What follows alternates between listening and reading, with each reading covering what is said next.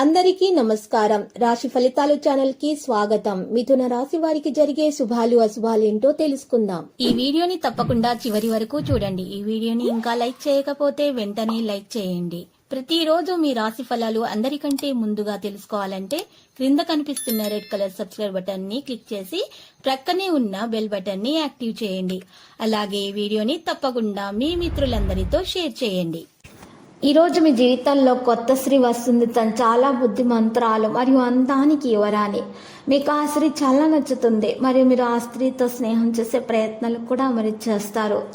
ఈరోజు మీ యొక్క అన్ని పనులు కూడా సవ్యంగా జరిగిపోతాయి. మీ అన్ని ప్రయత్నాలు కూడా సఫలమవుతాయి. వాహన సమస్యలు ఉన్నా కూడా తొలగించబడతాయి. ఈరోజు వాహనాన్ని ఇతరులుగా మీరు ఇవ్వకండి నడపడానికి, లేకపోతే సమస్యల్లో చిక్కుకోవడం అంటూ జరుగుతుంది. మరి ఈరోజు ఆదాయం కూడా పెరిగే సూచనలు ఎక్కువగానే కనిపిస్తున్నాయి. పని అధికంగా ఉండటం కూడా ఉంటుంది. మరియు సాయంత్రం పూట మీరు ఈరోజు మీ భార్య పిల్లలతోటి మీరు చక్కగా బయట గడిపే ప్రయత్నాలు అయితే జరుగుతాయి. ఎవరైతే భార్య భర్తలు మరి కాస్త విభేదాలు ఉన్నాయో వారి సంబంధాలు ఆ విభేదాలు కూడా ఈ రోజుతో పరిష్కారం అయిపోయే విధంగానే మరి కనిపిస్తున్నది.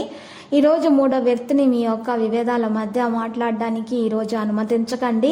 వ్యాపారంలో ఉద్యోగులతోటి మరియు పని చేస్తున్నటువంటి వాళ్ళతోటి కొంత ఒత్తిడి సమస్యలు అయితే పెరిగే సూచనలు ఉన్నాయి. యాదృచ్ఛికమైనటువంటి ప్రయత్నాలు కూడా జరుగుతాయి. ఈరోజు కొంతమంది ఆహ్లాదకరమైనటువంటి ప్రదేశానికి వెళ్ళి గడపడానికి ప్రేమికులు ఎంతో ఇష్టపడతారు.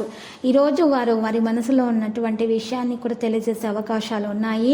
మరి ఈరోజు మనసులో మీరు జరుగుతున్నటువంటి విధ్వంసం అనేది ఈరోజు ముగిసిపోతుంది. మీరు సానుకూలంగా ఈరోజు మారడం ద్వారా మాత్రమే మీకు ఈరోజు మంచి జరుగుతుంది. అహంకారాన్ని కోపాన్ని నియంత్రించుకోవాలి. మంచి ప్రవర్తనను కొనసాగించడం ద్వారా మాత్రమే మీకు గౌరవం కీర్తి ప్రతిష్టలు అనేవి లభిస్తాయి.